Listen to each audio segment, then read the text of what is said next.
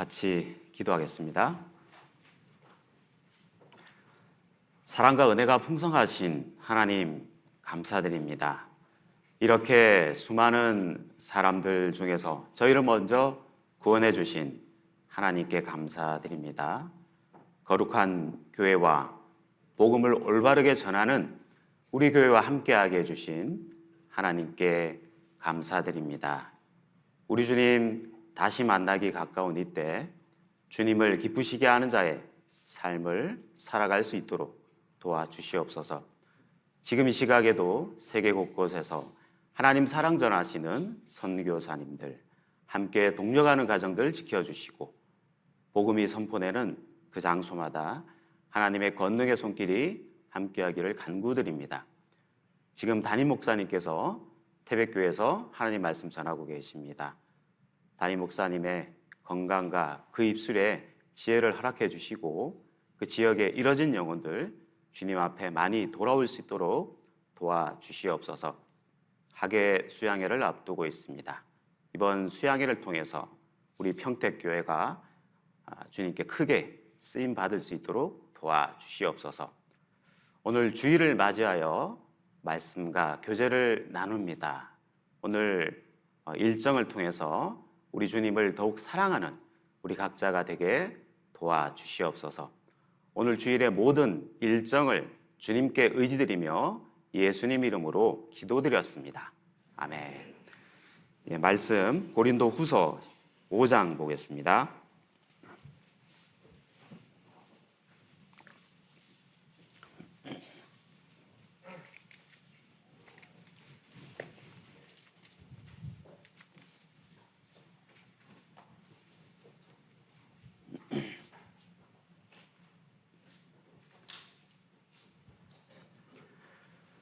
고린도후서 5장 14절 15절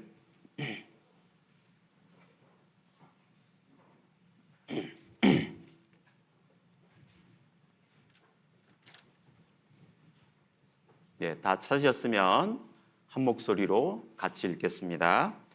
그리스도의 사랑이 우리를 강건하시는도다. 우리가 생각건대 한 사람이 모든 사람을 대신하여 죽었은즉 모든 사람이 죽은 것이라.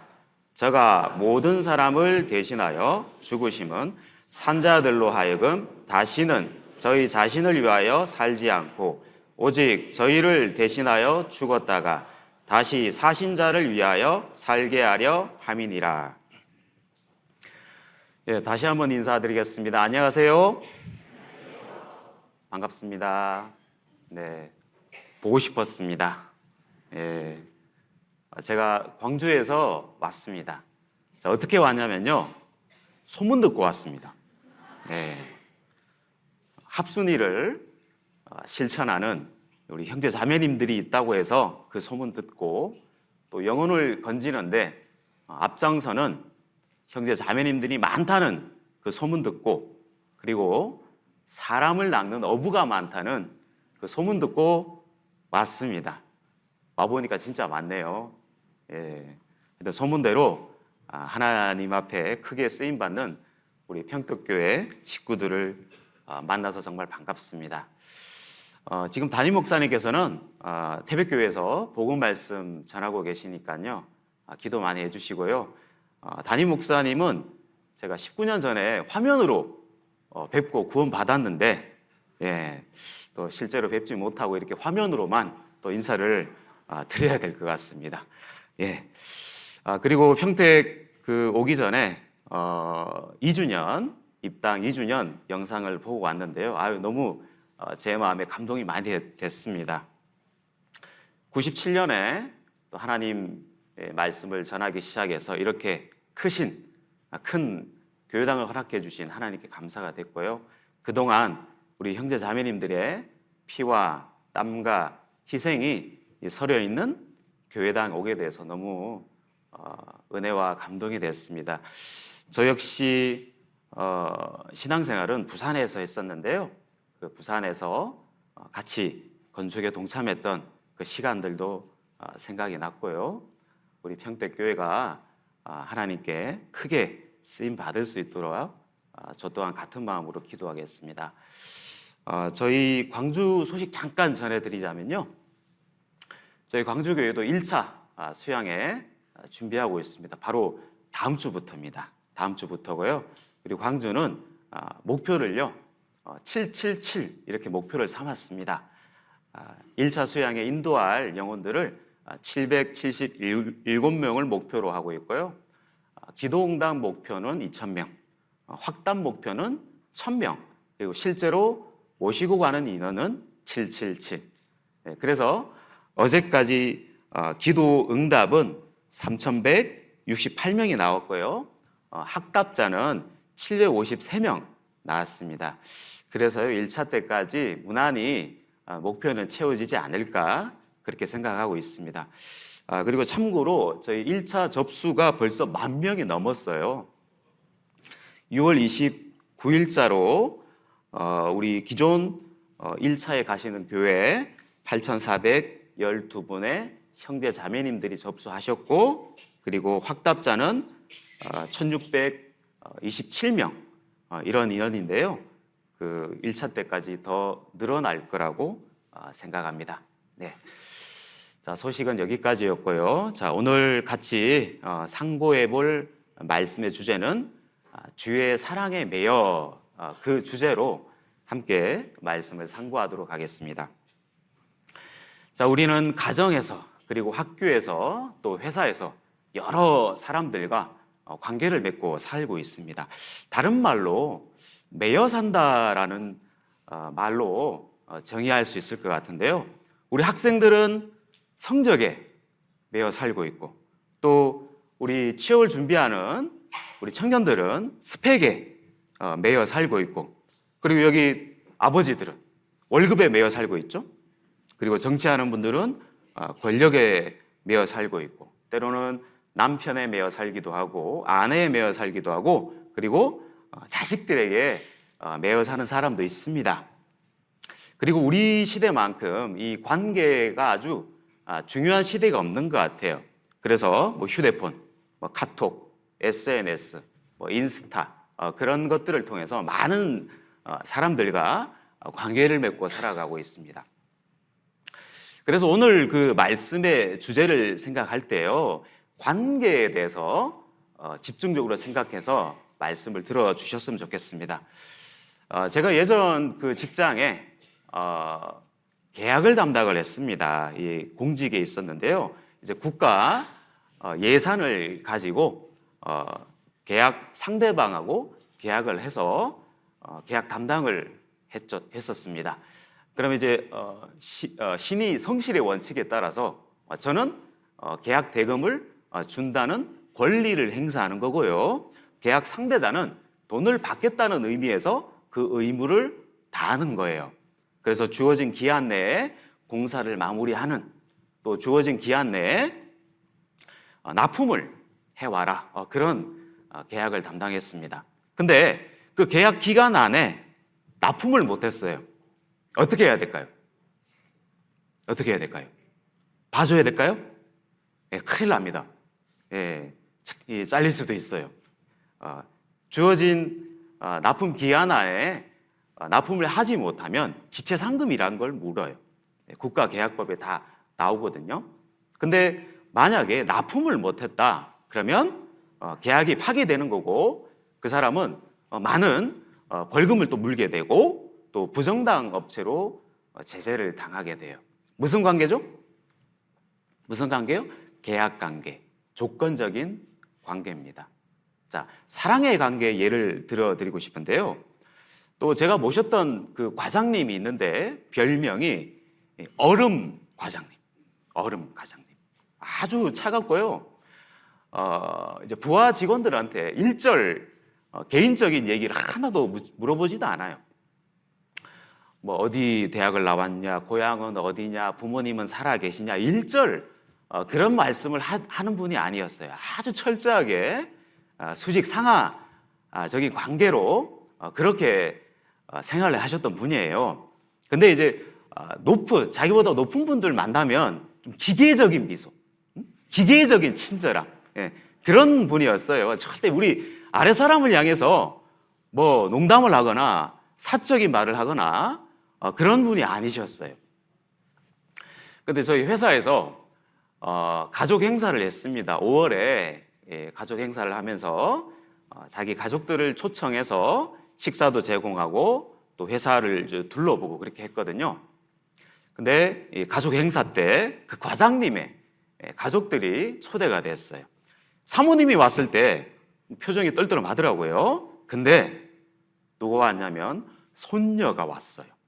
손녀가 왔는데 제가 그때 깜짝 놀랐습니다. 아, 이분이 웃을 줄 아는 사람이었구나. 이분이 미소를 짓는 사람이 맞구나. 아, 그때 깨달았어요. 자기 손녀가 왔는데 껴안고 뽀뽀를 하고 막 손을 잡고, 회사가 좀 이제 넓었거든요. 회사를 여기저기 다니면서 손녀가 두런두런 이렇게 얘기를 하는 그 모습을 보면서 아, 저 사람 나랑 다르구나. 나와는 굉장히 조건적인 관계, 계약적인 관계인데 손녀하고는 무슨 관계죠? 무슨 관계예요?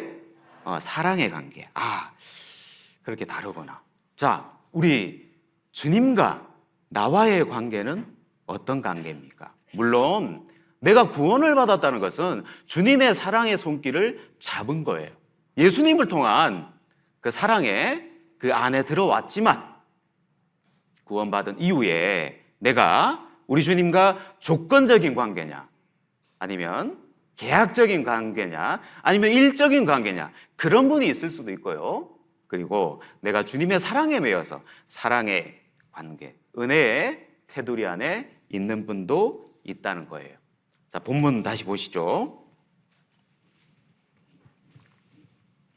자, 14절에 그리스도의 사랑이 우리를 강권하시는도다. 우리가 생각건대 한 사람이 모든 사람을 대신하여 죽었은즉 모든 사람이 죽은 것이라. 자, 여기 강권하다라는 표현이 있어요. 여기 원어에 시네케이라는 단어가 있어요. 예, 둘러싸고 밀쳐내다라는 그 뜻이 있어요. 자, 우리는 원래 누구랑 관계를 맺고 있었죠?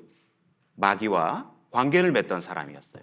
마귀의 노예, 마귀의 자식, 죄의 사슬에 매여 있던 사람이에요. 근데 주님께서 사랑의 끈으로 나를 둘러싸고 밀쳐내신 거예요. 이 강건하다는 뜻이 바로 여러 존재가 아니고 하나님과 나와의 관계.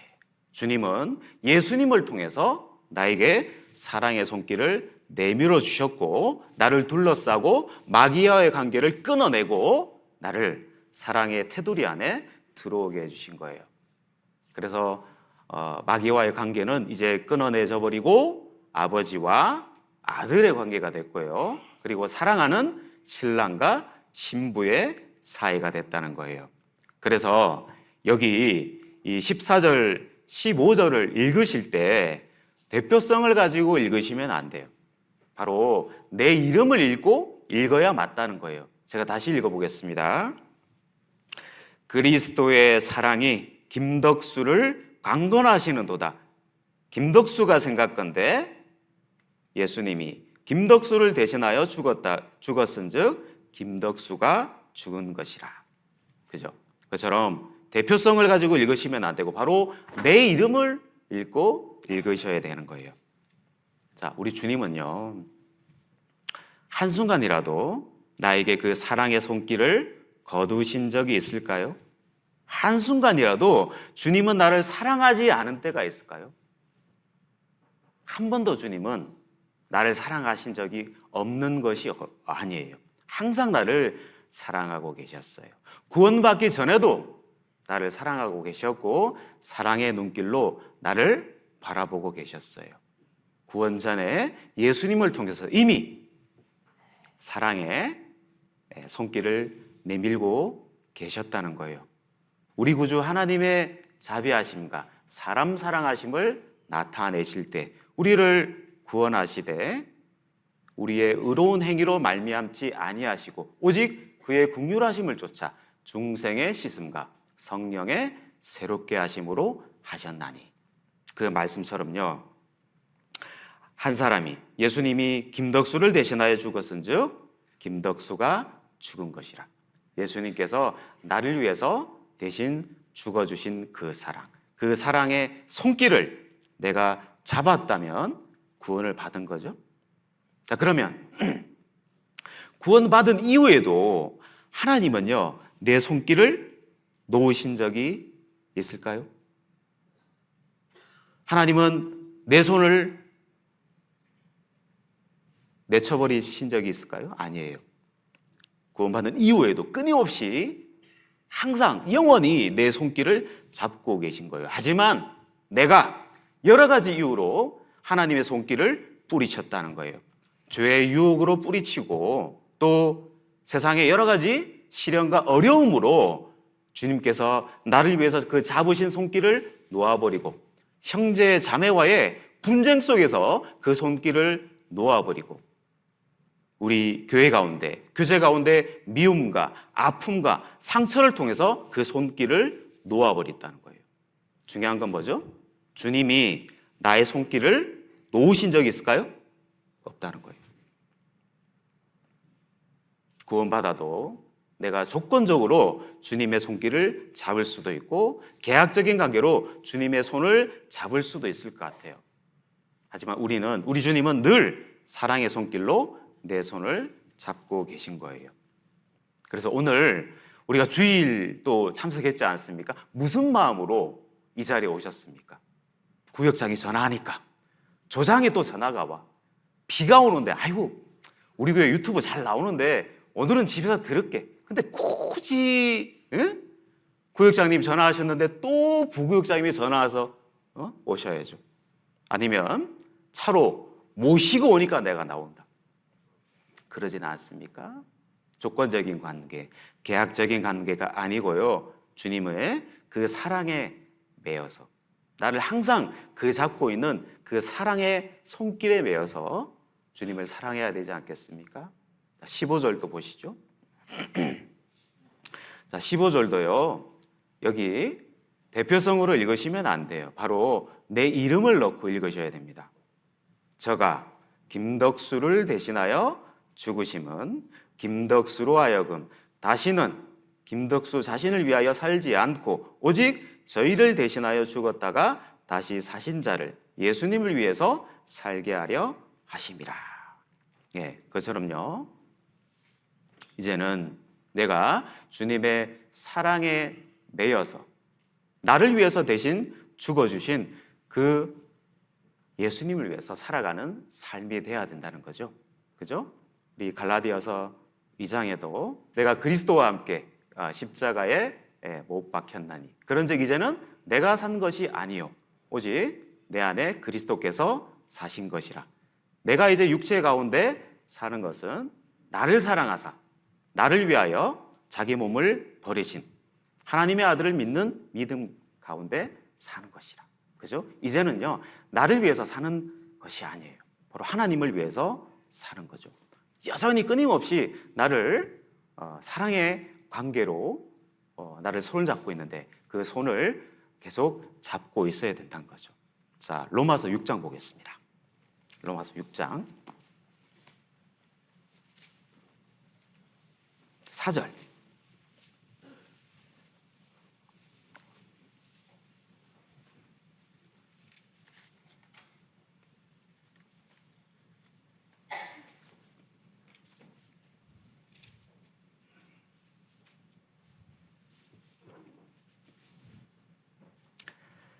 로마서 6장 4절 같이 읽겠습니다. 그러므로 우리가 그의 죽으심과 합하여 세례를 받음으로 그와 함께 장사되었나니 이는 아버지의 영광으로 말미암아 그리스도를 죽은 자 가운데서 살리심과 같이 우리로 또한 새 생명 가운데서 행하게 하려 함이니라. 그죠? 이제 우리가 주님과 함께 죽었다는 거예요. 그러므로 우리가 그의 죽으심과 합하여 세례를 받음으로 그와 함께 장사되었나니. 예수님이 죽었을 때 누가 죽은 겁니까? 내가 죽었잖아요. 예수님이 십자가에 못이 박히셨어요. 왜 십자가에 못이 박히셨죠? 바로 나 때문에 내 죄가 주님을 못을 박은 거예요. 이 로마서 6장 4절은요 바로 침례의 의미를 말씀하지 않습니까? 우리가 물속에 들어갔어요. 누가 죽었죠? 내가 죽었어요.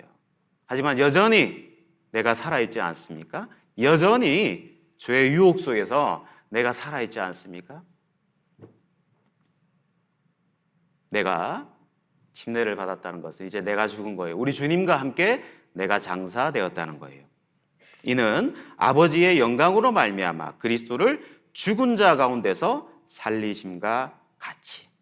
이제 예수님께서 다시 살아나셨지 않습니까? 왜 살아나셨어요? 내 죄가 다 없어졌다는 증거죠. 우리로 또한 새 생명 가운데서 행하려 함이니라. 자, 그것처럼요. 이제 주님이 다시 살아났다는 것은 나에게 새로운 생명이 부여됐다는 거예요. 제가 얼마 전에 본 자료 중에 장기이식 코디네이터라는 그 직업을 가진 분이 있어요. 자, 우리나라에는요, 그 심장에 문제가 있고 간이 굳어가고 있고 또 콩팥에 문제가 생긴 그런 장기 이식이 필요한 그 환자분이 4만 명 이상 된다는 거예요. 근데 그분들이 장기를 이식받지 못해서 이제 죽음을 향해서 달려가고 있어요. 근데 어떤 분의 사연을 들어보니까 부정맥, 이 심장이 1분에 70번 뛰어야 되는데 심장이 3초에 한 번씩 뛰다가 또 빨리 뛸 때는 1초에 3번, 4번씩 이렇게 뛰어요. 그래서 심장 판막이 다 너덜너덜해져 가지고 죽게 된 거예요. 근데 그 사람에게 뇌가 죽은 거예요. 뇌는 죽었지만 심장은 벌떡벌떡 뛰고 있어요. 그 사람을 유족들의 동의를 구해 가지고 이제 그 심장을 정지시켜서 이름도 얼굴도 모르는 그 사람의 심장을 받은 거예요. 자, 그러면 그 심장을 제공받은 사람은 어떤 삶을 살아갈까요? 마음대로 인생을 살까요? 인생을 즐기면서 살아갈까요? 그러지 않는다는 거예요. 정말 나에게 이 심장을 떼준 사람은 누구일까? 그 사람은 어떤 삶을 살아갔을까? 어떤 아픔과 슬픔을 가졌던 사람일까? 어떤 가치관을 가지고 살아갔던 사람일까? 그 사람이 차마 살지 못한 그 삶을 더욱 값지게, 보람되게, 의미 있게 살아가지 않겠습니까? 우리가 이 육신의 생명을 연장해준 그 사람을 위해서도 살아가는데, 나를 위해서, 그 죄를 물마심같이 짓고 살아가고 있는 나를 위해서, 예수님은 하나님의 사랑 표현 방법이죠. 예수님을 통해서 나에게 사랑의 손길을 내밀어 주셨고, 그리고 구원해 주신 것도 감사한데 영원한 생명, 그리고 천국에서 영원히 살 수 있는 그런 은혜를 베풀어 주셨지 않습니까? 그분을 위해서 살아가는 것은 당연하다는 거예요. 빌립보서 2장 보겠습니다.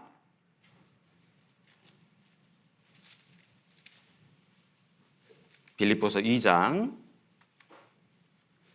5절.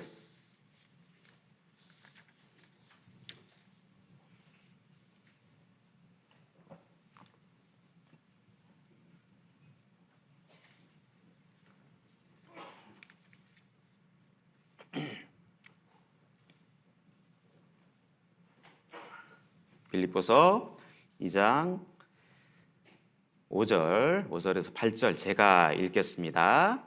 너희 안에 이 마음을 품으라. 곧 그리스도 예수의 마음이니 그는 근본 하나님의 본체시나 하나님과 동등됨을 취할 것으로 여기지 아니하시고 오히려 자기를 비어 종의 형체를 가져 사람들과 같이 되었고, 8절은 같이 읽겠습니다.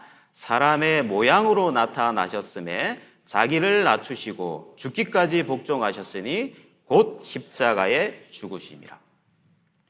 하나님께서 여전히 나에게 사랑의 손길로 메고 있다는 것을 알려면요, 여전히 나를 사랑하신다는 것을 알려면요, 바로 이 구절을 보시면 돼요. 또 하계를 앞두고 있는 우리 각자에게 이런 예수님의 마음을 품어야 될 텐데요, 우리가 8절 제일 끝에 읽으셨죠? 곧 십자가에 죽으심이라. 예수님이 나를 얼마나 사랑하셨는지 십자가에 죽으셨어요. 그 십자가의 죽으심을 감당하기 위해서 하신 5가지 일이 있어요. 금방 읽었던 내용처럼요. 첫째는요, 자기 부인. 둘째는요, 종의 형체. 종으로서 섬기려 오셨고, 그리고 성육신. 그리고 4번째는요, 겸손하시고, 5번째는 죽음을 불사하고 순종하셨다는 거예요. 다시 볼까요? 5절에 너희 안에 이 마음을 품으라. 곧 그리스도 예수의 마음이니 그는 근본 하나님의 본체시나 하나님과 동등됨을 취할 것으로 여기지 아니하시고. 자, 첫 번째, 하나님께서, 예수님께서 날 이렇게 사랑해 주신 것은요, 나를 사랑해 주신 것을 이루기 위해서, 십자가에 죽어주기 위해서 품었던 마음이 바로 자기 부인이에요. 하나님의 영광의 보좌를 버리시고 만왕의 왕이라는 그 위치를 버리시고 이 땅에 오신 분, 성부, 창조주로서의 피조물을 위해서 대신 죽어주신 그 사랑, 자기의 위치를 버리시고 자기를 부인하시고 십자가에 죽어주신 거예요. 두 번째는 바로 종의 형체라는 거예요. 우리를 인자에 오신 것은 섬기려 함이 아니뇨. 도리어 섬기려 하고 자기 목숨을 많은 사람의 대속물로 주려 함이니라. 그처럼 종의 모양으로 오신 분이 바로 예수님이에요. 그리고 조금 더 특정해 볼 것이 지금 7절에 보시면 6절에 보셔요. 그는 근본 하나님의 본체시나 하나님과 동등됨을 취할 것으로 여기지 아니하시고 오히려 자기를 비어 종의 형체를 가져 사람들과 같이 되었고 사람의 모양으로 나타나셨다는 거예요. 이게 신학 용어로 성육신. 자, 하나님께서 사람의 모양, 육체의 모양으로 오신 거예요. 자, 우리가 언뜻 생각하기로는 하나님이 다 하실 수 있는데 사람의 모양으로 오는 것이 뭐가 그리 힘들어? 그렇게 생각할 수 있죠? 하지만 아니에요. 성육신 하셨다는 것은 인간이 느끼는 모든 고통을 다 짊어지셨다는 거예요. 자, 성육신 결코 쉬운 것이 아니에요. 왜일까요? 첫째로 성육신의 고통이 뭡니까? 바로 자기가 죽을 날을 알고 왔다는 거예요. 이제 영생을 포기하시고 이 시한부 인생을 살고 있는 우리 인간의 모양으로 오신 거예요. 만약에 내가 말기암에 걸린 환자다. 어떨 것 같아요? 내가 반드시 한 달 뒤에 죽는다. 아니면 내가 7월 31일 12시에 죽는다 생각해 보세요. 어떻게 살아갈 것 같아요? 매일매일이 두려움의 연속일 거예요. 매일매일의 공포의 연속일 거예요. 발 뻗어 잘 수 있을까요? 그럴 수가 없다는 거예요. 암에 걸리신 그 환자분들이 매일매일 두려움과 자기 부인으로 살아가고 있다는 거예요. 그리고 극도의 우울감으로 살아간다는 거예요. 그런 인간이 느끼는 모든 고통을 느끼면서 인간의 육체를 입고 오신 분이 바로 예수님이에요. 바로 나를 사랑하신 그 사랑이죠. 자, 두 번째 그 성육신의 고통이 뭘까요? 인간이 느끼는 모든 고통을 다 느끼신다는 거예요. 자, 예수님께서 예를 들어서 어렸을 때 넘어졌다고 생각해 보세요. 그 상처가 생겼어요. 그 상처를 바라보면서 무슨 생각을 하실까요? 내가 이제 이런 작은 상처를 입고도 아파했는데 앞으로 내가 십자가에서 겪을 고통이 얼마나 클까? 정말 몸서리치지 않을까요? 그리고 그 육신의 아버지 요셉이 목수였지 않습니까? 분명히 예수님도 그 목수의 일을 도와주셨을 거예요. 그러면 그 목수가 뭘 사용하죠? 대패, 톱, 망치, 정, 그런 모든 것들을 사용하지 않습니까? 목수의 일을 하다가 작은 상처가 생겼어요. 못에 찔리거나 정에 다쳤어요. 그 상처를 보면서 무슨 생각을 했을까요? 내가 이 상처보다 더 극심한, 정말 내가 참을 수 없는 이 고통을 당할 건데,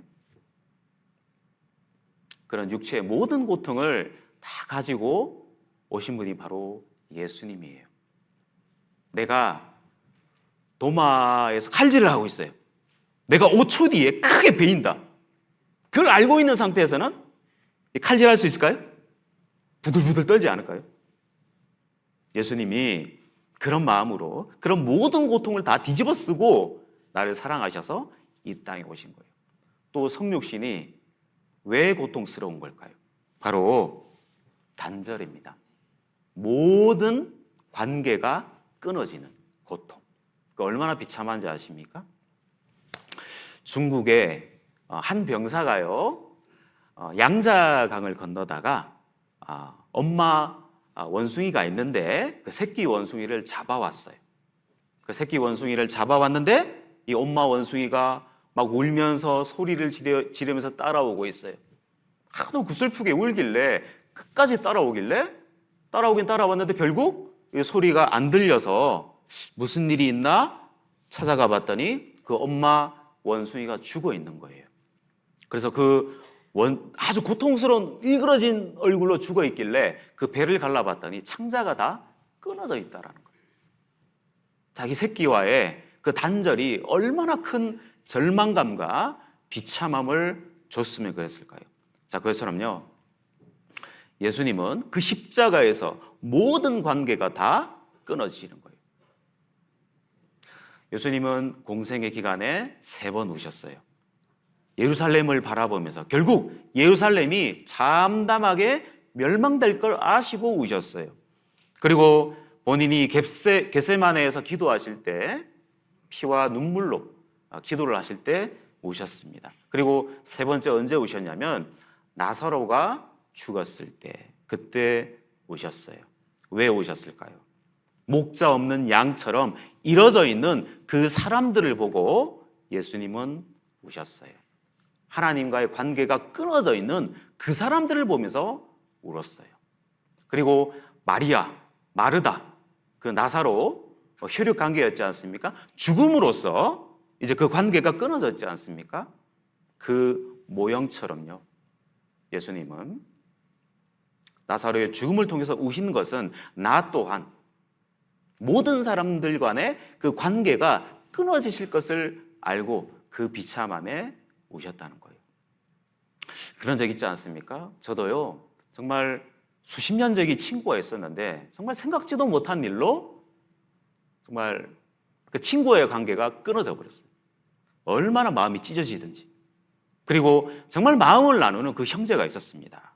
비록 같은 교회에 있다가 이제 다른 교회로 제가 오게 돼서 그 형제님과 잘 만나지 못했지만요, 정말 마음을 나눴던 그 형제님. 그 형제님이 생각지도 못한 병으로 돌아가시게 됐는데요, 정말 너무 많이 울었습니다. 그 형제님과의 단절, 물론 구원받았기 때문에 다시 만날 기약은 있지만 이 땅에서 다시 보지 못할 것에 대한 그런 안타까움으로 제가 굉장히 많이 울었습니다. 자, 그것처럼 성육신의 고통은 바로 모든 사람들과의 관계가 끊어져 버리는 거예요. 제자들이 다 도망갔지 않습니까? 그리고 제자라는 이름으로 따라다녔던 모든 사람들이 자기를 비방하고 예수님을 부인하고 저주하면서 부인했지 않습니까? 성육신의 고통은요, 모든 사람들과의 그 관계가 끊어지는 그 비참함이 있어요. 그 관계의 단절을 불구하고 나를 사랑해 주신 그 사랑. 그리고 성육신의 4번째 고통은 뭘까요? 우리 아기 예수님이잖아요. 아기 예수님이 대소변을 가렸을까요? 아이고, 내 기저귀가 축축하네, 갈아입어야 되겠다, 그렇게 하셨을까요? 사람들이 겪는 모든 그런 더러움을 다 겪으신 거예요. 더러움, 그리고 수치. 십자가는요, 남성의 중요 부위는 가려져 있지만 아니에요. 모든 것이 다 발가벗겨져 가지고 모든 수치를 다 드러내고 십자가에 못이 박힌 거예요. 만약에요, 누가 내 옷을 일부러 강제로 찢어가지고 사람이 많은 곳에 나를 내던졌다, 그거 견딜 수 있으세요? 생각지도 못한 주먹이 날라오고 발길질 당하고 침을 뱉고 그거 견딜 수 있으실까요? 예수님은 모든 수치를 다 경험하고 나를 사랑해 주신 거예요. 그 사랑의 손길을 한 번도 놓으신 적이 없다는 거예요. 그래서 우리는 조건적으로 주님 앞에 나아갈 것이 아니고 계약적인 관계로 주님 앞에 나아갈 것이 아니고요. 여전히 나에게 사랑의 손길을 잡고 있는 그분의 그 사랑의 손을 잡고 주의 사랑에 매여서 살아가야 된다고 생각합니다. 자, 이제 두 가지 사례를 통해서 바로 관계를 생각하면서 우리 주님과의 사랑의 관계를 생각해 볼 텐데요. 자, 누가복음 15장 보겠습니다. 25절.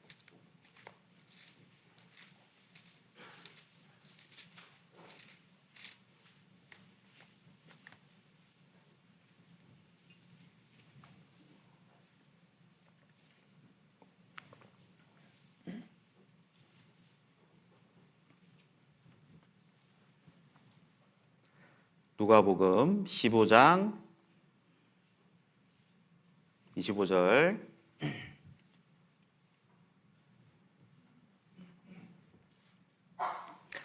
제가 읽습니다.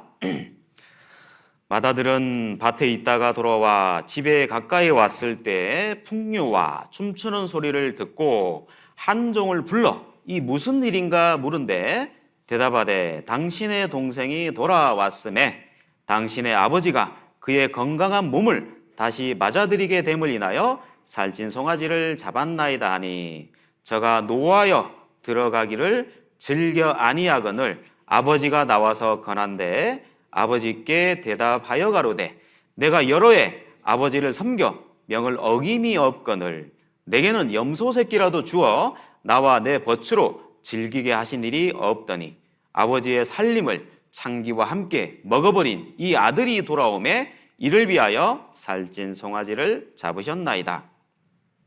자, 31절 32절은 같이 읽겠습니다. 아버지가 이르되 너는 항상 나와 함께 있으니 내 것이 다 내 것이로되 이 내 동생은 죽었다가 살았음에 내가 잃었다가 얻었기로 우리가 즐거워하고 기뻐하는 것이 마땅하다 하니라. 자, 이 내용은 잘 아시죠? 바로 돌아온 탕자의 내용입니다. 근데 이 돌아온 탕자의 주인공은 누굴까요? 사실 돌아온 탕자가 주인공이 아니에요. 아버지도 주인공이 아니고 바로 맏아들, 첫째 아들이 주인공입니다. 우리 관계에 대해서 생각하라고 그랬죠. 자, 아버지는요, 이 두 아들에게 사랑의 손길을 거둔 적이 있을까요? 아니에요. 아버지는 이 두 아들을 끊임없이 사랑의 손길을 내밀고 있다는 거예요. 조건에 상관없이, 그 아들의 상태와 상관없이 여전히 아버지는 두 아들을 사랑하고 있어요. 결론을 말씀드리자면 둘째는 어떻게 됐죠? 스스로 그 아버지의 사랑의 관계를 끊어버리고 먼 곳으로 가서 허랑방탕하게 살았어요. 그러다 돌아온 아들이고 첫째 아들 역시 아버지와 함께 살고 있지만 그 아들 역시 아버지와의 관계가 끊어져 있는 거예요. 자, 그것을 우리가 한번 생각해 보겠습니다. 자, 25절 다시 보시죠.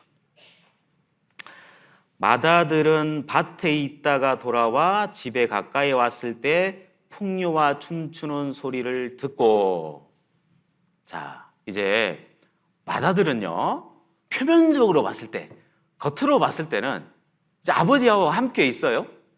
아버지와의 관계가 정상적이고 또 사랑의 관계라고 생각할 수도 있어요. 하지만 이 사건을 통해서 큰아들이 아버지와 어떤 관계를 맺고 있는지 다 드러났다는 거예요. 누가 돌아왔죠? 누가 돌아왔어요? 동생이 돌아왔잖아요. 그 동생이 돌아오는 그 사건을 통해서 큰아들이 자기 아버지를 어떠한 마음으로 생각하고 있는지 다 드러난 거예요. 그 아들의 상태가 명확하게 드러나는 구절이 있죠. 자, 25절에 맏아들은 어디 있었죠? 어디 있었어요? 밭에 있었어요. 밭에. 맏아들은 아버지와 함께 있는 것 같은데 아버지와 집에 같이 있는 게 아니에요. 어디요? 바로 밭에 있는 거예요. 무슨 관계죠? 일적인 관계, 조건적인 관계, 계약적인 관계를 단적으로 말하고 있는 거예요. 밭. 물론요, 큰아들도 아버지의 재산과 유업을 다 물려받아야 돼요. 그죠? 당연히 그 아버지의 어떤 재산을 물려받기 위해서 밭에 있는 건 당연합니다.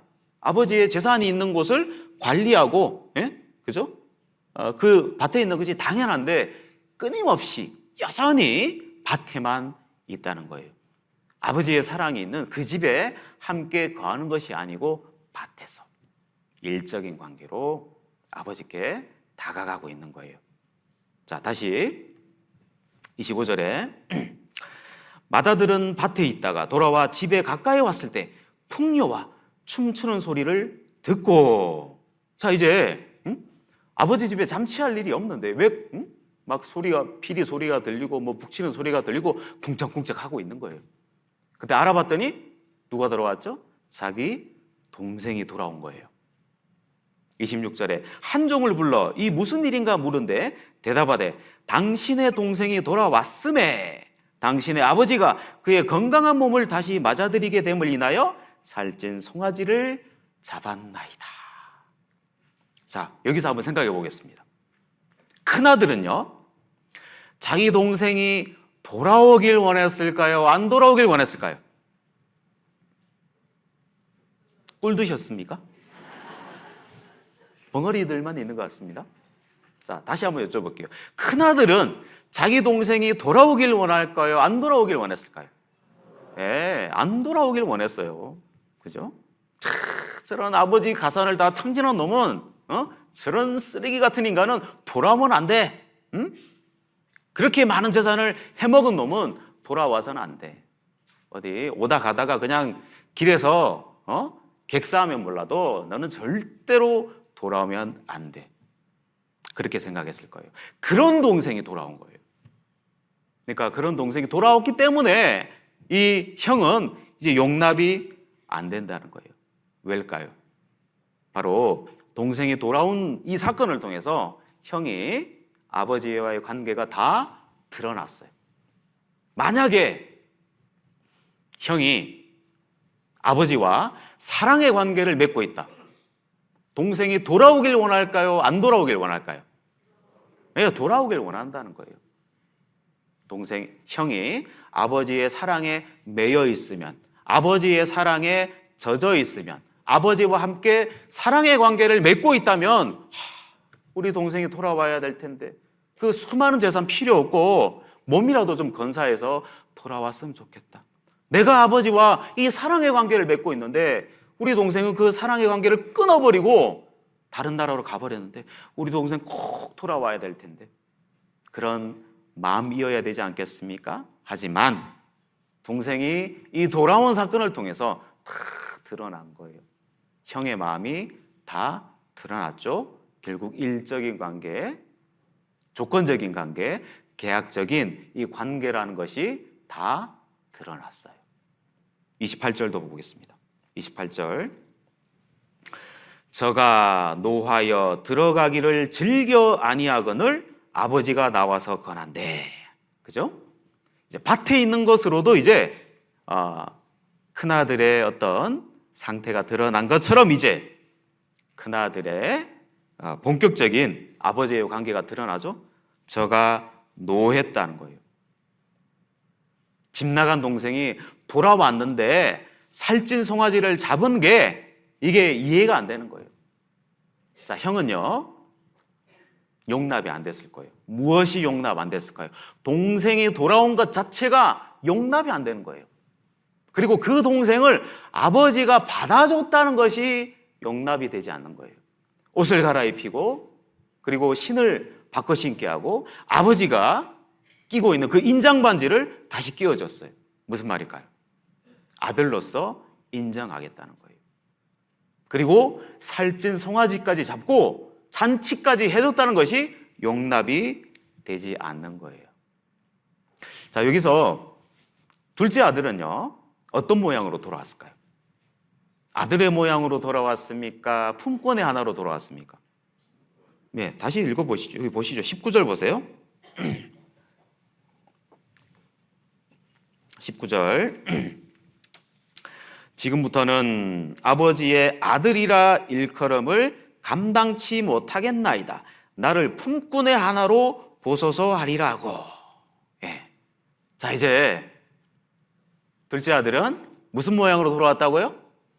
예, 품꾼의 모양으로, 노예의 하나로. 내가 지금 다른 나라에서 돈 다 탕진하고 이제 당장 죽게 됐는데 아버지 집에 가면 이 배고픔이라도 좀 면할 수 있겠다. 그런 마음으로 이 아들은, 둘째 아들은 돌아온 거예요. 아들의 모양으로 돌아온 게 아닙니다. 바로 품꾼의 하나로, 노예의 모양으로 돌아왔다는 거예요. 그럼 여기서 다시 큰아들의 입장. 큰아들은 이제 생각했지 않았을까요? 이제 동생이 돌아온 것도 용납은 안 돼요.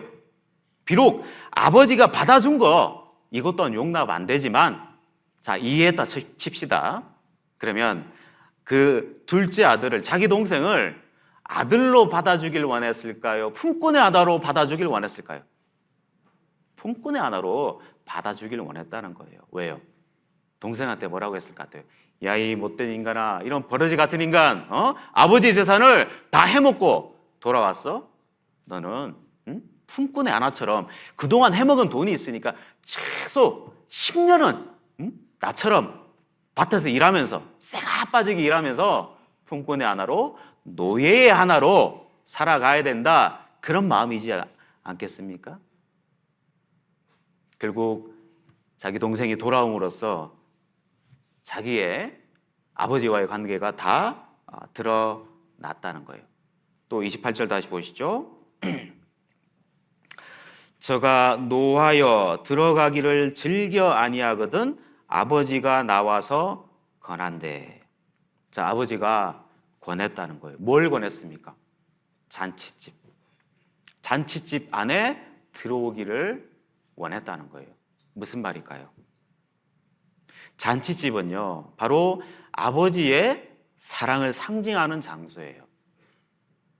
둘째 아들은 이제 스스로 죄를 통해서 아버지의 관계를 끊어버리고 이 잔치집 안으로 들어왔어요.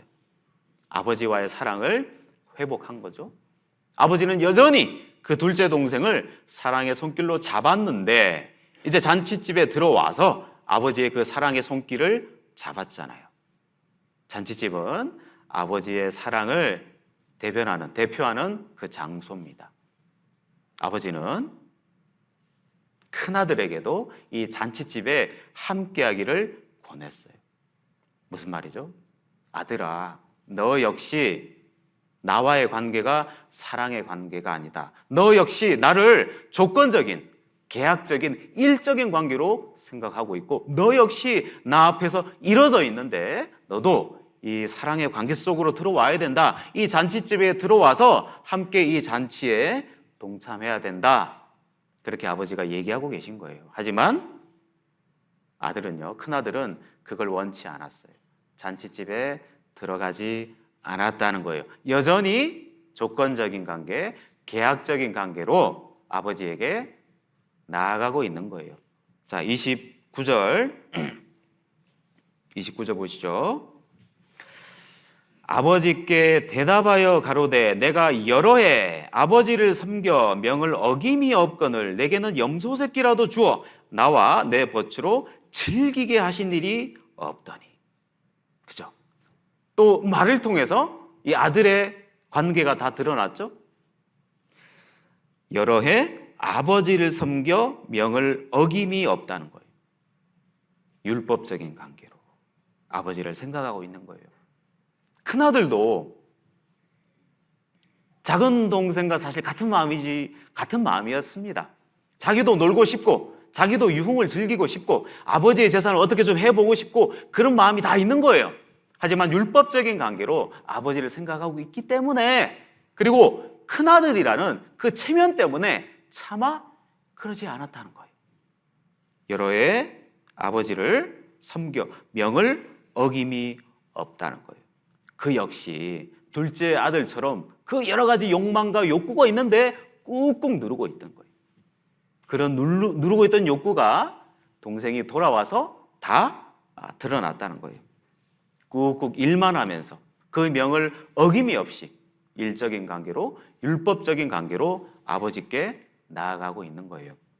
또 29절 다시 보시면 아버지께 대답하여 거르되 내가 여러 해 아버지를 섬겨 명을 어김이 없거늘 내게는 염소 새끼라도 주어 나와 내 버치로 즐기게 하신 일이 없더니.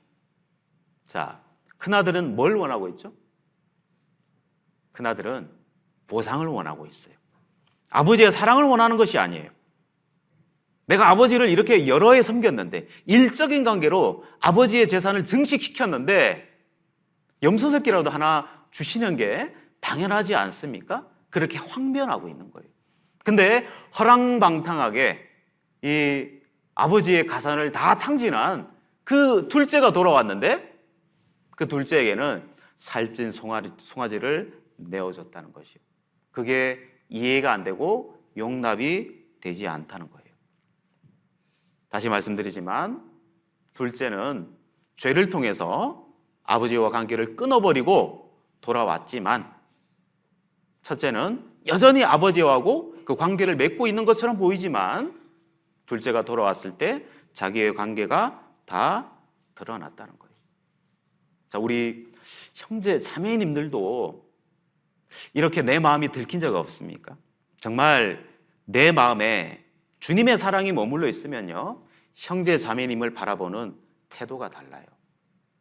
저도 정말 미워하는 감정을 숨길 수가 없었던 그런 때가 있었거든요. 정말 부끄러웠는데요, 내가 다른 형제 자매님을 볼 때 어떤 마음인지, 어떤 태도인지를 통해서 내가 하나님과 어떠한 관계를 맺고 있는지 다 드러난다는 거예요. 물론 이 말씀은요, 비유적인 표현입니다. 바로 둘째 아들은 우리와 같은 죄인들, 죄로 인해서 하나님과의 관계가 끊어지고 결국 그 죄 가운데 거하다가 죽기까지 회개하고 결국 돌아온 우리와 같은 사람들이고, 이 첫째 아들은 바로 대제사장, 율법사들, 서기관들, 그런 사람들을 비유하는 표현입니다. 근데 여전히 많은 교회들은 율법으로 하나님 앞에 나아가고 있는 거예요. 참 이 말씀을 제가 묵상하면서 올바르게 이 복음적인 교회에 있다는 것이 너무나 감사가 됐거든요. 세상에 많은 교회가요, 하나님과 사랑의 관계가 아닙니다. 많은 교회들은요, 여전히 율법적인 관계로 하나님 앞에 나아가고 있더라고요. 얼마 전에 상담했던 40년 넘게 교회를 다녔다는 분이 은혜도 섞여 있고 율법도 섞여 있고 뭐 여러 가지 행위, 그런 것들이 섞여 있더라고요. 여전히 많은 사람들은 하나님의 온전한 그 사랑의 손길을 잡은 것이 아니고 율법적인 관계로서, 일적인 관계로서, 행위적인 관계로서 주님 앞에 나아가는 모습이 참 안타까웠습니다. 자, 그러면 이제 아들들은 어떻게 살아갈까요? 자, 31절 다시 보겠습니다. 31절 아버지가 이르되 예 너는 항상 나와 함께 있으니 내 것이 다 내 것이로되 이 내 동생은 살았다가 죽었다가 살았음에 내가 잃었다가 얻었기로 우리가 즐거워하고 기뻐하는 것이 마땅하다 하니라. 자, 둘째는 어떻게 살아갈 거예요?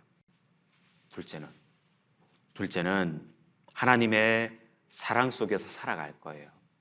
아시다시피 스스로 이 죄 때문에 아버지와의 사랑의 관계를 끊고 타국에서 흥청망청 그 재산을 탕진했지만 이제 회개하고 돌아왔어요. 비록 형보다 일을 잘 못할 수는 있어요. 형만큼 아버지의 재산을 잘 관리 못할 수도 있어요. 품꾼들도 많았지 않습니까? 사람 관리도 잘 못할 수도 있습니다. 하지만 이 작은 아들은 어떻게 살아갈까요? 아버지가 내밀어 주신 그 사랑의 그 손길을 붙잡고 비록 일은 못하더라도, 비록 품꾼들 관리는 못하더라도, 아버지의 재산은 제대로 관리는 못하더라도 아버지와의 그 사랑의 관계를 유지하면서 살아갈 겁니다. 하지만 큰아들은 어떨까요? 사실 이 31절, 32절 말씀은 작은 아들에게 말하는 것이 아니고 큰아들 자신에게 말하고 있는 거예요.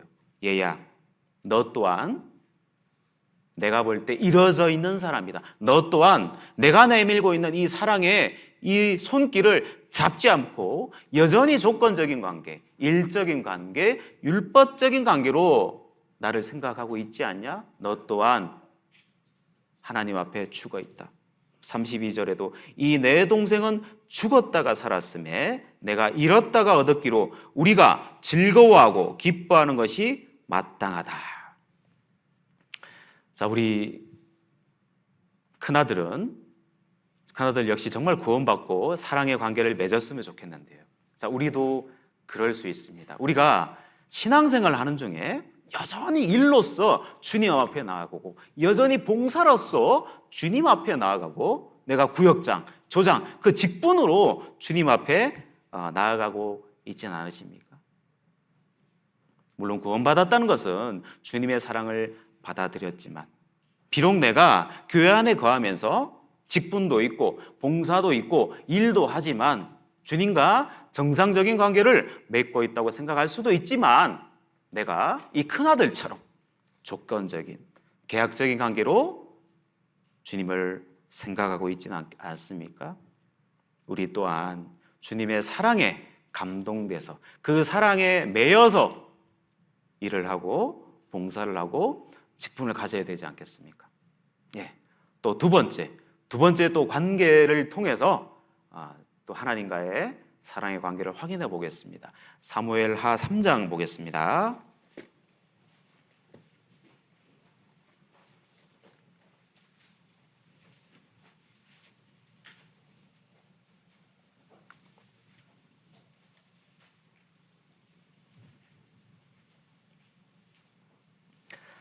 사무엘하 3장 12절.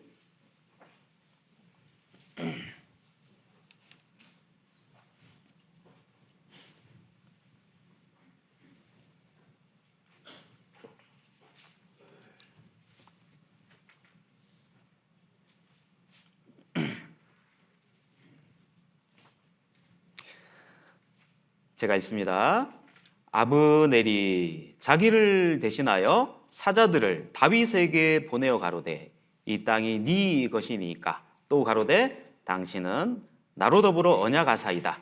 내 손이 당신을 도와 온 이스라엘로 당신에게 돌아가게 하리이다. 13절. 다윗이 가로되 좋다. 내가 너와 언약하려니와 내가 내게 한 가지 일을 요구하노니 나를 보러 올 때 위선 사울의 딸 미가를 데리고 오라. 그렇지 않으면 내가 내 얼굴을 보지 못하리라 하고, 자, 14절은 같이 읽겠습니다. 사울의 아들 이스보셋에게 사자들을 보내어 이르되 내 처 미가를 내게로 돌리라. 저는 내가 전에 블레셋 사람의 양피 100으로 정원한 자니라. 자, 다윗과 미갈의 관계를 통해서 또 하나님 사랑의 관계를 우리가 확인해 보겠습니다. 자, 지금 이게 어떤 배경이 되죠? 다윗 왕가와 이 사울 왕가가 끊임없이 전쟁을 하고 있어요. 자, 전쟁을 하면 할수록 이제 사울 왕가는 점점 기울어져 가고 있고, 이제 다윗 왕가는 점점 강성해져 가고 있어요. 그래서 이 이스라엘 지파들이 이제 다윗에게 통일 왕국의 이제 왕권을 이제 스스로 자연적으로 넘기는 상황이에요. 자, 그때 이제 아브넬이 이제 협상을 하는 거예요. 이제 이스라엘의 모든 지파의 이제 왕을 삼으려고 하는 거예요.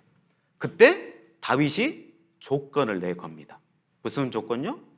우리 13절 중간에 사울의 딸 미갈을 데리고 오라. 자, 우리 여기서요, 조건을 걸면 누가 조건을 걸어야 될까요? 또 꿀 드셨습니까? 네. 예. 자, 조건을 걸려면요, 다윗이 굳이 조건을 걸 필요가 있을까요? 예? 굳이 조건을 걸 필요가 없어요. 이미 대선은 기울어졌어요. 이미 통일 왕국의 왕권은요, 다윗에게 자연적으로 이제 돌아오는 그 상황이에요. 다윗이 조건을 걸 이유가 없는 거예요. 오히려 조건을 걸려면요, 아브넬이 조건을 걸어야 되죠. 그러지 않습니까? 우리 왕조 시대 때 이제 새로운 왕조가 들어섰어요. 그럼 그 이전 왕조의 그 왕족들 어떻게 될까요? 거의 멸문지화를 당하지 않습니까? 또 분열 왕국 때 북이스라엘에 어떤 왕조가 이제 왕권을 잡았다가 새로운 이제 쿠데타를 통해서 새로운 왕조가 들어섰어요. 어떻게 됐습니까? 그 이전에 그 왕족들 거의 삼족을 멸하지 않습니까? 그런 시대 상황입니다. 오히려 조건을 걸려면요, 이 사울 쪽에서 아브넬이 조건을 걸어야 되죠. 이 다윗 왕이에요. 이제 왕권을 이제 잡으실 텐데 우리 사울 왕과 제발 좀 살려달라고. 보복하지 말라고. 사울 왕이 그렇게 쫓아다닌 거 아는데, 원수지간인 거 알지만요, 3대를 좀 보전해 달라고. 아니면 땅을 조금 떼가지고 이 사울 왕가가 좀 살아갈 수 있게 좀 도와주세요. 그런 조건을 내걸어야 되지 않습니까? 근데 굳이 다윗이 조건을 내걸고 있어요. 내 처 미갈을 돌리라. 자, 그럼 여기서 내가 다윗이라고 생각해 보시죠. 다윗. 내가 이제 통일 왕국의 왕이 돼요. 그러면 굳이 미갈을 데려올 필요가 있을까요? 한번 내가 왕이 됐다고 생각해 보세요. 예? 어떻게 하실래요? 만약에 저라면요, 좋은 집안에, 좋은 지파에, 더 젊고, 더 아리따운 그런 이제 왕비다운 왕비를 좀 받아들이려고 하지 않을까요? 신하가 폐하, 이제 통일 왕국의 왕이 되실 텐데 제대로 된 왕비를 간택하소서 그랬어요. 내 마음 어떻게 읽었냐? 그렇게 하자. 그러지 않을까요? 저라도 그럴 것 같아요. 근데 굳이 이제 미갈을 데리고 오라는 거예요. 미갈은 이제 기울어져가는 집안의 딸이에요. 사울도 이미 죽었고 쇠락해 가는 그 집안의 딸이에요. 또 문제는 뭐죠? 15절 보세요. 15절. 이스보셋이 보내어 그 남편 라이스의 아들 발디엘에게서 취하매. 자, 미갈이 지금 무슨 상태예요? 재혼한 상태예요. 너희 집 처자입니다. 굳이 데리고 올 필요가 없다는 거예요. 근데 굳이 다윗이 조건을 걸고 미갈을 데려오라는 거예요. 이유가 뭐라고요? 14절에 사울의 아들 이스보셋에게 사자들을 보내어 이르되 내 처 미갈을 내게로 돌리라. 저는 내가 전에 블레셋 사람의 양피 100으로 정원한 자니라. 왜 데려오려고 합니까? 바로 블레셋 대적을 죽인 그 양피를 죽인 그 증표로 미갈을 데리고 온 거예요. 자, 제가 여쭤보겠습니다. 이 시점에서 여쭤볼게요. 다윗은 미갈을 사랑했을까요? 사랑 안 했을까요? 사랑했어요. 너희 집 처자인데요? 감사합니다. 복 받으실 겁니다. 네. 제가 볼 때는요, 다윗은요, 이때도 미갈을 사랑했을 거예요. 다윗이 미갈을 향한 사랑이 변했을까요? 저는 안 변했다고 생각해요. 비록 너희 집 처자지만, 비록 사울과의 원수 집안의 딸이지만, 비록 다윗을 생각하지 않았을 수도 있지만, 다윗은 여전히 그 미갈을 사랑하고 있었다고 생각합니다. 자, 여기 책갈피를 하시고요. 사무엘상 18장 보시죠.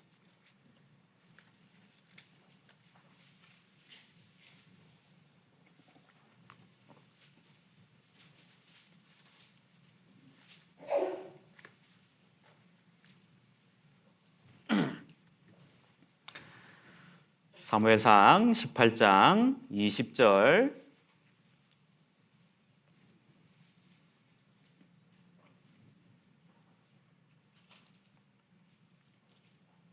제가 있습니다. 사울의 딸 미갈이 다윗을 사랑하며 혹이 사울에게 고한지라 사울이 그 일을 좋게 여겨. 자, 25절 보겠습니다. 사울이 가로되 너희는 다윗에게 이같이 말하기를 왕이 아무 패백도 원치 아니하고 다만 왕의 원수의 보복으로 블레셋 사람의 양피 100을 원하신다 하라 하였으니 이는 사울의 생각에 다윗을 블레셋 사람의 손에 죽게 하리라 함이라. 사울의 신하들이 이 말로 다윗에게 고하매 다윗이 왕의 사위 되는 것을 좋게 여김으로 만기가 되지 못하여서. 자, 27절은 같이 읽겠습니다. 다윗이 일어나서 그 종자와 함께 가서 블레셋 사람 200명을 죽이고 그 양피를 가져다가 수대로 왕께 드려 왕의 사위가 되고자 하니 사울이 그 딸 미갈을 다윗에게로 아내로 주었더라. 예. 자, 이제 시간을 거꾸로 돌려서요. 이제 다윗이 이 골리앗을 죽이고 이 사울의 군대 장관이 됐을 때예요. 자, 근데 보니까 이 미갈하고 다윗이 얘들이 눈빛이 예사롭지가 않아. 막 보니까 눈빛이 막 불이 탁탁탁 튀어요. 그죠? 20절을 읽으셨지 않습니까? 미갈도 이미 다윗을 사랑하고 있었어요. 근데 이제 사울이 볼 때는 이 다윗이 점점 강성해지고 있는 거예요. 하나님이 함께 하심을 알고 있는 거예요. 저 녀석 내가 죽여버리고 싶은데 어떻게 하면 좋지 하다가 계략을 짜낸 거예요. 다윗아, 너 우리 딸 좋아하냐? 예, 사랑하고 있습니다. 그러면 우리 대적 블레셋 사람 100명을 죽인 그 증거를 가지고 와라 그랬어요. 다윗은 그것을 좋게 여겨서 이제 그 패백을 가지러 가는 거예요. 이제 싸우러 간 거예요. 근데 그게 뭐죠? 사울의 더러운 이 계략이 있는 거예요. 자기 손에 피를 안 묻히고 다윗을 죽이려고 하는 계략이죠. 근데 다윗은 그것도 모르고 이제 왕의 사위가 된다는 그 생각에 자기가 연모하는 그 미갈을 이제 자기 아내로 받아들이는 그 설렘으로 이 블레셋 사람들을 죽이러 떠난 거예요. 그러면 다윗이 이때만큼 숫자를 잘 셌지 않았을까요? 한 놈, 두 놈, 세 놈, 10놈. 아유, 몇 명 남았냐? 90명 남았습니다. 자, 이제 점점 다 죽여서 99, 100. 자, 어떻게 했을까요? 100명 딱 채웠어요. 자, 이제 돌아가자. 우리 미갈하고 이제 딴 이제 결혼할 일만 남았다. 그랬을 것 같은데 또 101놈, 102놈, 103놈 이렇게 또 죽였다는 거예요. 결국 100명보다 더 많은 그 2배, 그 200명을 죽인 증표를 가지고 왔어요. 다윗은 철저하게 숫자를 세웠을 거예요. 이미 그 100명이 참는데도 불구하고 미갈을 얻는다는 그 기쁨에, 또 다른 이유는 우리 주님을 너무너무 사랑하는 그 마음에 그 2배의 값을 치르고 이제 미갈을 자기 아내로 받아들였다는 거예요. 뭡니까? 바로 다윗은요, 피를 뒤집어 쓰고 자기 아내 미갈을 데리고 왔다는 거예요. 무슨 값이죠? 자기 목숨값. 사지에 가서 자기 목숨을 대신해서 이 미갈을 너무너무 사랑하는 마음으로 100명이 아니라 200명의 그 증거를 가지고, 정말 저는 다윗이 미갈을 진심으로 사랑했다고 생각합니다. 결국 이제 둘이 결혼식을 올렸죠. 근데 신혼의 담꿈을 꾸기도 전에 자기 아버지, 미갈의 아버지 사울이 이 다윗을 이제 죽이려고 하는 거예요. 죽이려고 하니까 이제 자객을 보냈어요. 암살단을 보냈습니다. 이제 미갈이 다윗을 살려 보냈죠. 보냈지만 따라가진 않았어요. 따라가진 않았고 이제 본격적으로 자기 아버지가 다윗을 쫓아다니고 있어요. 자, 다윗은 어떻게 했을까요? 다윗은 쫓겨다닐 때도 미갈을 사랑했을까요? 사랑 안 했을까요? 사랑했을까요? 안 했을까요? 사랑했다는 거예요. 그리고 또 한번 찾아볼까요? 25장 보겠습니다. 25장 42절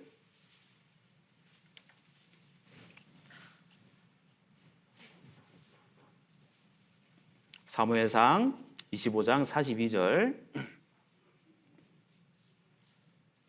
제가 읽습니다. 급히 일어나서 나귀를 타고 따르는 처녀 5과 함께 다윗의 사자들을 따라가서 다윗의 아내가 되니라. 다윗이 또 이스라엘 아히노엠을 취하였더니 그들 2사람이 자기 아내가 되니라.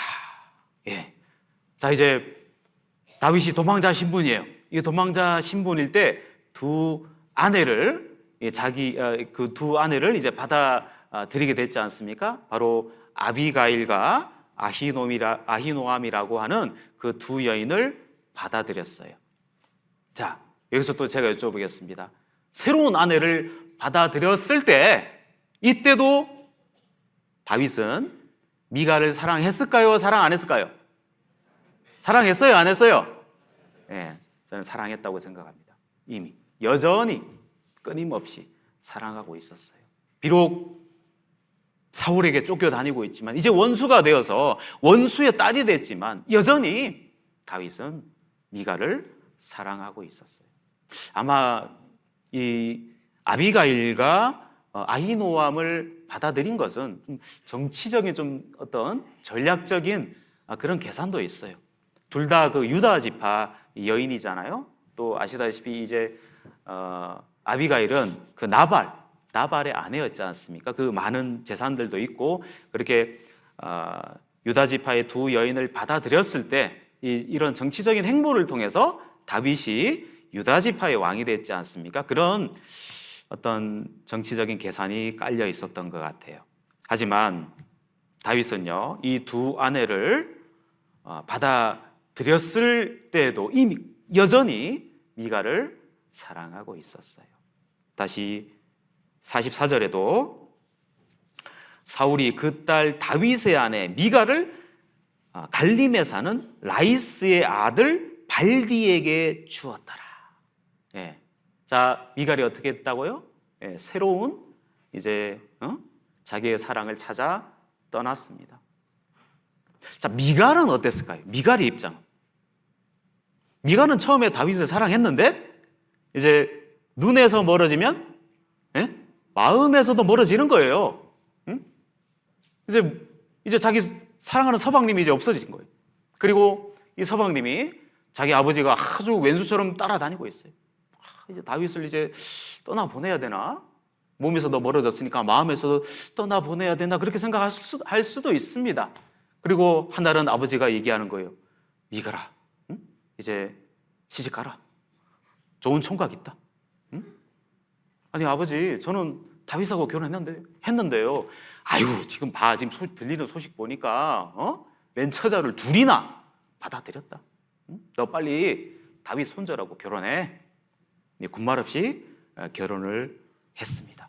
자, 이미 미갈은 다윗을 마음에서 떠나 보냈을 수도 있습니다. 근데 갑자기 다윗이 자기를 불렀잖아요. 이제 너희 집 처자가 됐는데 갑자기 불러요. 그럼 미갈은 무슨 생각을 했을까요? 이 양반이 왜 이러지? 왜 나를 부르는 거예요? 왜 남의 집 이제 처자인데 이 양반이 왜 나를 부를까? 아마 미갈 입장에서는 다윗을 사랑의 마음으로 그 부름에 응했을까요? 전 아니라고 생각해요. 미갈은 여전히 조건적인 관계로, 계약적인 관계로 다윗에게 나아가지 않았을까요? 이제 우리 집안이 점점 기울어지고 있는데, 우리 집안을 내가 왕비로 들어가서라도 조금 이렇게 세워야 되겠다. 우리 집안에 이제 다윗에게 이제 왼수 집안이 됐는데, 혹시라도 다윗이 이 복수를 할까 두려울 수도 있으니까 내가 왕비로 가서 좀 체면이라도 세워봐야 되겠다. 그런 마음으로 갖지 않았을까요? 미갈은요, 여전히 다윗을 조건적인 마음으로, 계약적인 관계로 다윗에게 나아갔다는 거예요. 그게 그 조건적인 관계, 계약적인 관계가 확 드러나는 사건이 있죠? 사무엘하 6장 보겠습니다.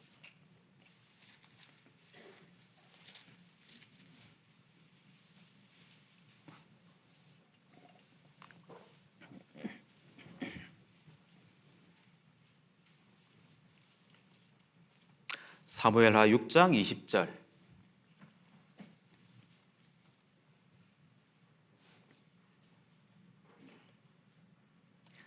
다윗이 자기의 가족에게 축복하러 돌아오매 사울의 딸 미갈이 나와서 다윗을 맞으며 가로되 이스라엘 왕이 오늘날 어떻게 영화로우신지 방탕한 자가 염치 없이 자기의 몸을 드러내는 것처럼 오늘날 그 신복의 계집종의 눈앞에서 몸을 드러내셨도다. 다윗이 미갈에게 이르되 이는 여호와 앞에서 한 것이니라. 저가 내 아비와 그 온 집을 버리시고 나를 택하사 나로 여호와의 백성 이스라엘의 주권자를 삼으셨으니 내가 여호와 앞에서 뛰놀리라. 내가 이보다 더 낮아져서 스스로 천하게 보일지라도 내가 말한 바 계집종에게는 내가 높임을 받으리라 한지라. 23절 같이 읽겠습니다. 그러므로 사울의 딸 미갈이 죽는 날까지 자식이 없으니라. 다윗은요, 여전히 끊임없이 미갈에게 사랑의 손을 내밀고 있고 그 사랑의 손길을 거둔 적이 없어요. 하지만 미갈은요, 이미 다윗을 조건적으로, 계약적인 관계로 생각하고 있는 거예요. 아마 처음 결혼할 때도 어떤 다윗의 어떤 명성, 이제 양치기에서 신분이 수직급 상승해서 군대 장관이 됐지 않습니까? 그런 조건들을 보고 사랑했을 수도 있을 것 같아요. 안타깝지만 다윗은 사랑의 마음으로 미갈을 불러들였지만 미갈이 여전히 다윗을 조건적인 관계, 계약적인 관계로 생각하는 것이 다 드러나는 사건이 나오죠. 이제 법궤가 이제 왕궁으로 들어왔습니다. 그때 다윗은 어떻게 했을까요? 깨방정을 추면서 백성들 앞에서 이 엉덩이 살이 막 드러나는 것도 불구하고 막 춤을 추고 있는 거예요. 다윗은 어떤 마음으로 이렇게 춤을 췄을까요? 자기를 그런 양치기와 같은 그런 천한 신분에서 왕을 삼아주신 그 사랑의 마음으로 춤을 췄습니다. 자기 도망자 신분에서 끊임없이 나를 건져주신 그 하나님의 사랑에 감동돼서 그 춤을 추지 않았을까요? 죽을 위기, 그리고 사망의 음침한 골짜기에서도 자신을 지켜주신 그 하나님의 그 지혜와 그 능력에 감복해서 이 춤을 췄지 않겠습니까? 하지만 미갈은 이 법궤가 들어왔을 때 이 뱃살을 드러내고 막 허벅지 살을 드러내면서 이제 춤추고 있는 다윗을요 아주 경멸스러운 그런 마음으로 내려다보면서 함께하지 않은 거죠. 바로 미갈이 하나님과의 관계가 드러난 것이고요, 또 다윗과의 관계가 드러났다는 거예요. 자, 그것처럼요, 다윗은 끊임없이 미갈을 사랑했지만 미갈은 그러지 않았다는 거예요. 다시 책갈피한 곳으로 돌아가 볼까요? 사무엘하 3장 14절.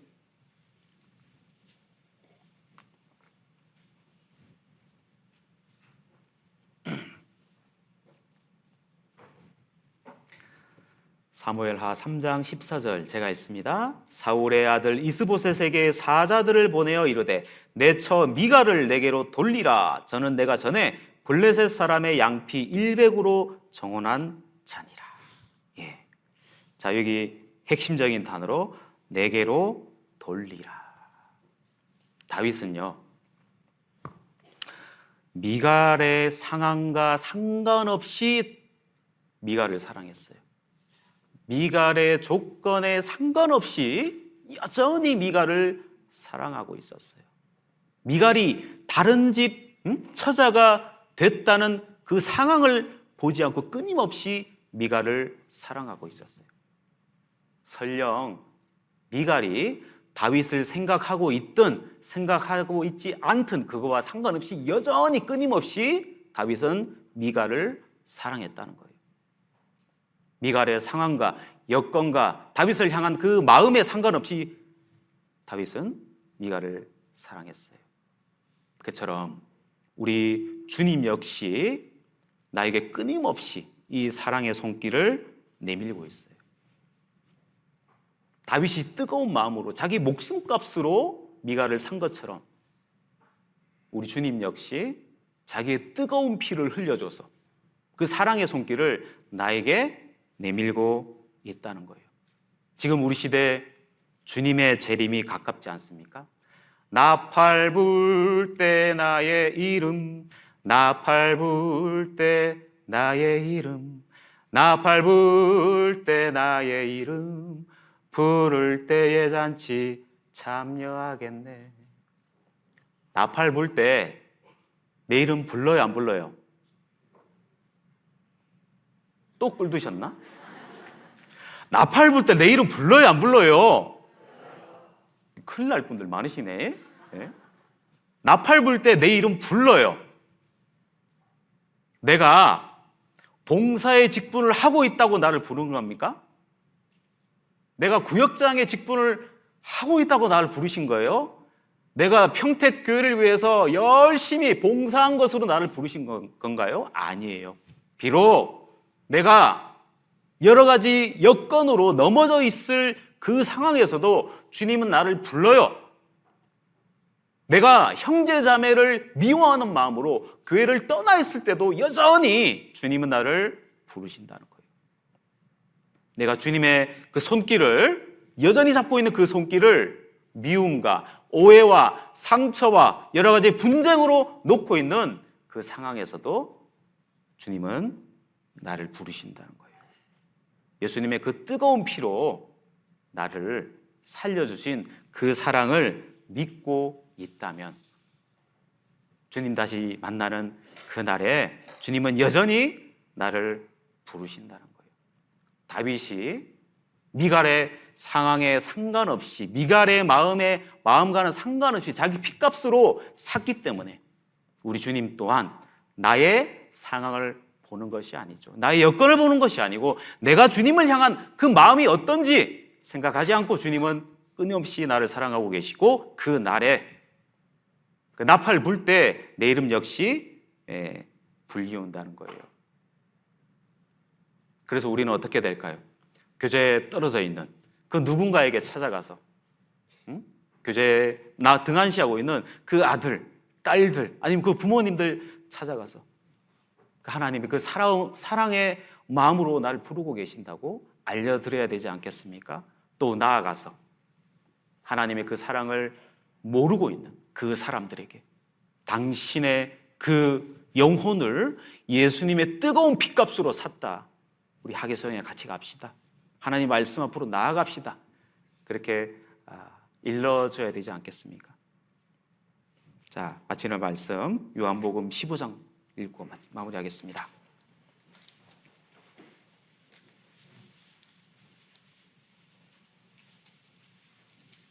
요한복음 15장 9절.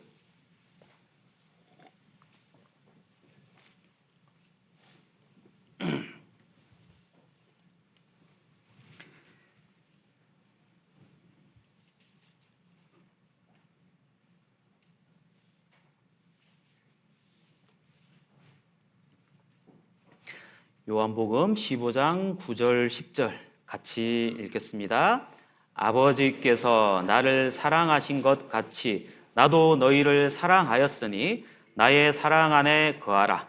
내가 아버지의 계명을 지켜 그의 사랑 안에 거하는 것 같이 너희도 내 계명을 지키면 내 사랑 안에 거하리라. 지금은 저희 아이들이 많이 컸는데요. 제가 우리 아들이 3살쯤에 보통 그거 하지 않으세요? 이제 아이들이 이제 영유아기 때 아이들이 이제 과자를 먹고 있어요. 그러면 이제 짓궂은 엄마 아빠들이 이렇게 하잖아요. 나도 하나 줘 이렇게 하잖아요. 그죠? 그러면 보통 애들이 줘요 안 줘요? 예? 주던가요? 우리 아들 안 주던데. 제가 솔직히 마음이 상했어요. 이놈의 자식, 내가 너를 얼마나 먹이고 입히고 하고 있는데 안 주니까 조금 약간 좀 삐지는 마음이 생겼어요. 응? 자, 과자, 조그마한 과자 한 봉지 가지고 이렇게 먹고 있는데 하면 줘요 안 줘요? 안 주잖아요. 그래서 제가 좀 오기가 생기더라고요. 제가 하루는 과자를 실컷 사와가지고 봉지채 뜯어가지고 큰 이제 대접에다가 부어가지고 딱 먹게 했어요. 그런 다음 옆에 가서 했어요. 어떻게 했을까요? 줬을까 안 줬을까? 주더랬는데요. 대답이 거꾸로. 주더라고요. 왜 줬을까요? 왜? 많으니까. 많이 있으니까 이제 아빠를 줄 만한 마음이 있는 거예요. 이 조그마한 과자 한 봉지 있으니까, 그죠? 아빠에게 줄 생각이 안 나는데 앞에 과자가 실컷 있으니까 이 양반이 달라고 하니까 아빠인지 모를 수도 있어요. 주는 거예요. 왜? 많이 있으니까. 자, 그처럼 우리가 하나님의 사랑에 거하고 있으면, 내가 하나님의 사랑에 젖어 있으면요, 우리 형제 자매님들을 바라보는 태도가 달라요. 내가 그 형제 자매를 정말 인색하게 대하고 정말 박하게 대할 때 핑계를 대지 않습니까? 저 형제가 저래, 저 자매가 저래, 나한테 그렇게 대하니까 나는 어쩔 수 없었어. 그때 그 상황에서는 내가 그렇게 대할 수밖에 없었다니까 그렇게 말할 수도 있습니다. 하지만 내가 하나님의 사랑에, 풍성한 하나님의 사랑에 거하고 있으면, 주님의 사랑에 젖어 있으면 주고 싶은 마음이 있는 거예요. 그것을 다른 사람에게 찾지 마십시오. 나에게 있을 수도 있다는 거예요. 9절에도 아버지께서 나를 사랑하신 것 같이 나도 너희를 사랑하였으니, 예수님 또한 하나님의 사랑을 받았어요. 그 사랑을 나눠주신 거예요. 그 뜨거운 피를 십자가에 흘려주셔서 나에게 그 사랑을 나눠주셨고 그 뜨거운 사랑을 우리 교회에 맡기신 거예요. 나 또한 주님의 그 뜨거운 피로 구원받고 그 사랑을 받았습니까? 그 사랑이 내 속에 넘치면요, 자연적으로 나오게 돼 있습니다. 형제 자매를 사랑하는 그 마음에 인색할 수가 없어요. 봉사하는 일에 인색할 수가 없습니다. 정말 주님의 사랑이 내 속에 가득 차 있으면요, 자연스럽게 나눈다는 거예요.